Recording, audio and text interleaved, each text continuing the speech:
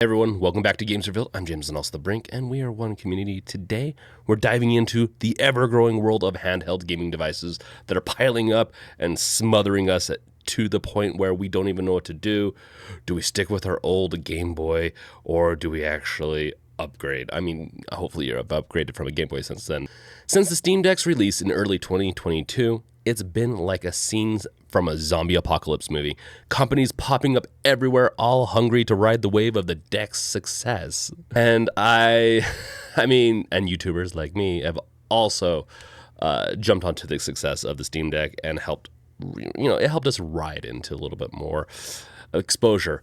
In the last 2 years, though, we've seen a barrage of tech companies unleashing their versions of handheld PC gaming devices. New announcements every other week, established brands gearing up for their next gen gadgets. It begs the question, are there too many handhelds? And this is something that I have had, I've thought multiple times, I've said multiple times on streams, and I think we've come to the conclusion, albeit I don't want it to be.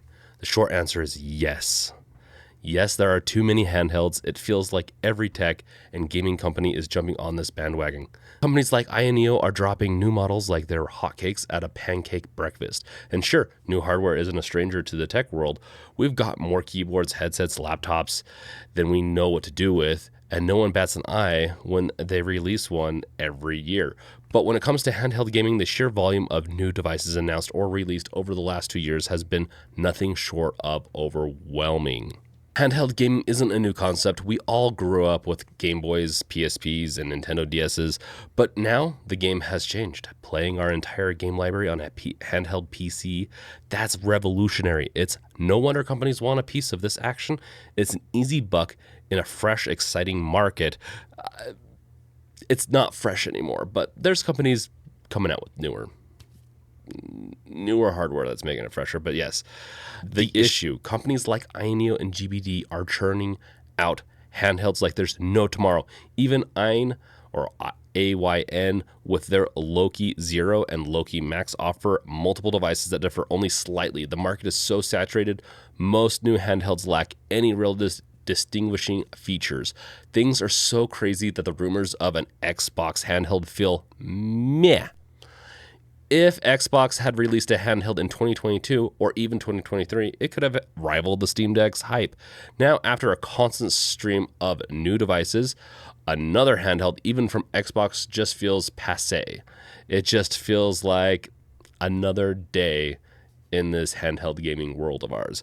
But it's not all bad news. More devices mean more choices for us gamers. There's a handheld for every budget and need.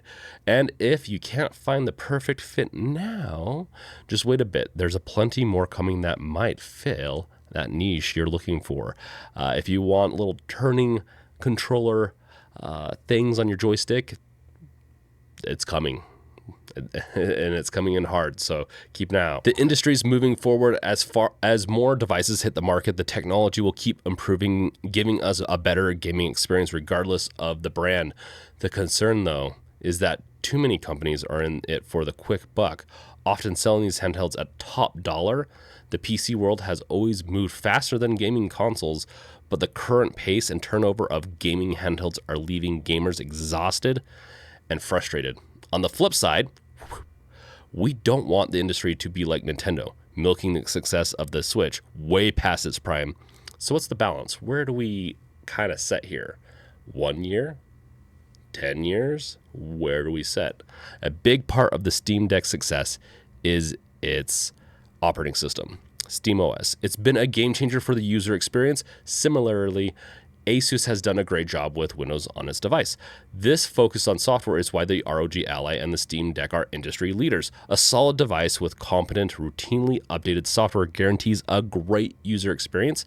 And take it from me, as a software engineer, I've seen the data that shows if the UX is bad, the product will fail, more or less, unless it's the only product in the field. So with this, it really does improve the user experience and longevity. Gamers don't have to chase every new handheld on the market when they have a dependable device with excellent software. What many current handheld producers should focus on isn't flashy devices, gimmicky features, but robust software and user experience. If companies take more time to refine what's on and in their products, the industry might finally find the balance it desperately needs, and we, the gamers, get the ultimate gaming experience we've been craving. Let's take a moment to appreciate how far we've come. The revolution, same potato, but the evolution of handheld gaming devices is truly fascinating. From the original Game Boy, which revolutionized gaming on the go, to the sleek and powerful handheld PCs we have today, it's been an incredible journey. The Game Boy, released in 1989, set the stage for portable gaming. It was followed by iconic devices like Sega Game Gear, Atari Lynx, and the legendary Nintendo DS. And also the PSP is also pretty legendary. I think people loved that device more than they remember. They probably remember playing it because it wasn't very comfortable. I'd actually say the Nintendo DS was a little bit more comfortable than the PSP, but it is what it is. Each of these devices brought something new to the table, pushing the boundaries of what portable gaming could be. Fast forward to today. We have devices like the Steam Deck, ROG Ally, that are essentially gaming PCs in the palm of your hand. The power and versatility of these devices are remarkable, allowing gamers to play AAA titles anywhere they go. So if you're on the bus, Dead Space is there with you, man. If you want to freak yourself out about your environment with that, or maybe forget about it, if you're battling rats in New York, battle necromorphs in Dead Space. It could always be worse, and games will prove that. Now, let's compare some of the most popular handhelds on the market today. Each of these devices has its own strengths and weaknesses, and the right choice really depends on what you're looking for. The Steam Deck, with its custom SteamOS, offers a seamless and user-friendly experience, especially for those already entrenched in the Steam ecosystem. Its hardware is powerful enough to handle most modern games with ease. It's easy. But the ROG Ally, on the other hand, runs Windows, giving it a more versatile edge for those who want a full PC experience. Its integration with Asus's software suite enhances its usability and performance. It's as good as you're going to get on Windows. Ayaneo and GBD devices are known for their premium build quality. Maybe should have edited that script part a little bit. I think their build quality is fine, but they just have a lot of different ideas, which is good. Impressive specs, but they often come at a higher price point. They cater to gamers who want the best performance and are willing to pay for it, but they often lack the support, meaning you ship it off, it could take months before you get it back with their warranty, and then some warranties might not honor after a certain point, or they don't have a very long warranty, that is, where global distributors like Steam Deck and Distributed, that is, and Asus do. We also have the Lenovo Legion Go, a strong competitor.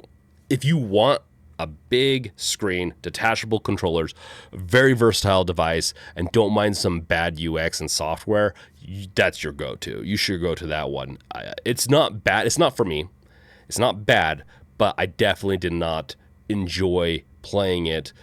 In fact, I preferred, and I want a bigger screen, I preferred the ROG Ally. Now, we have a bunch of new devices coming out, and I'm not going to mention those quite yet, because once they're released, then we'll talk about them.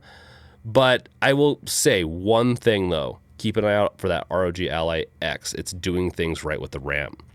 So, what does the future hold for handheld gaming? With advancements in technology, we can expect even more powerful and efficient devices. The rise of cloud gaming services like Xbox Cloud Gaming and NVIDIA GeForce Now also play a significant role, potentially allowing for high-quality gaming experiences on even modest hardware, or maybe our TVs. I think we're going to be getting some pretty cool ways to play those. And with like fiber coming, fiber's everywhere now. Maybe not where you're at, but it's coming. And once that's the thing, and 5G plus or whatever, we might not be doing local play. I prefer local play, but we might not be. So imagine being able to play the latest AAA titles on a lightweight, affordable handheld device with all the heavy lifting done by a powerful server in the cloud, or your phone. The phone's also not a bad idea. This could democratize gaming even further, making high-end gaming experiences accessible to a broader audience. So what do you think? I want to know in the comments. Are there too many handhelds, Or is this just the beginning of a new era of gaming? Drop your thoughts in the comments below, and don't forget to like, subscribe, and bash that bell with your crowbar for more gaming content. This has been James signing out. Check out all the goodies below in the description, and also, it's just the beginning of the era. That's my answer to it. We just have too many same-Z devices, and it's going to be battled out to be what ultimately is the king, queen, rook, whatever. We're going to have like a tier of probably 5 top 10 devices that'll be released every few years. I'm sure it'll be something like that. It's all good. At the end of the day, it's confusing though. So make sure to continue following me for the right answer to what you should be getting next for your handheld gaming needs, and also for game dev stuff and everything else. So catch you guys next time. Peace out. Later.